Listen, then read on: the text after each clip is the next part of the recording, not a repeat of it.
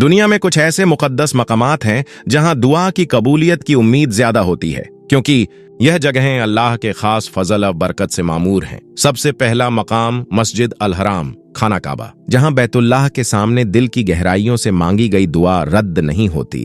खास तौर पर हजर अस्वद और मुल्तजम के करीब दुआ की कबूलियत की बेशुमार रिवायात मौजूद है। दूसरा मकाम मस्जिद ए नबवी, जहां रोजा ए रसूल के करीब और रियाजुल जन्ना में मांगी गई दुआओं को खास अहमियत हासिल है। तीसरा मकाम मस्जिद ए अक्सा है, जो अंबिया की सरजमीन और बरकत वाली जगहों में से एक है, जहां कयामत तक इबादत और दुआओं की कबूलियत का सिलसिला जारी रहेगा। चौथा मकाम अरफात का मैदान है, जहां हज के दिन लाखों हाजी अल्लाह के हुजूर गिड़गिड़ाकर दुआएं मांगते हैं, और यह दिन दुआ की कबूलियत के लिहाज से सबसे अफजल दिनों में शुमार होता है। पांचवा मकाम झमझम के कुएं के करीब है, जहां इस मुबारक पानी को पीते वक्त की गई दुआ जरूर कबूल होती है, क्योंकि यह पानी जिब्राइल के जरिए हजरत इस्माइल के लिए निकाला गया था और आज भी इसमें शिफा और बरकत मौजूद है।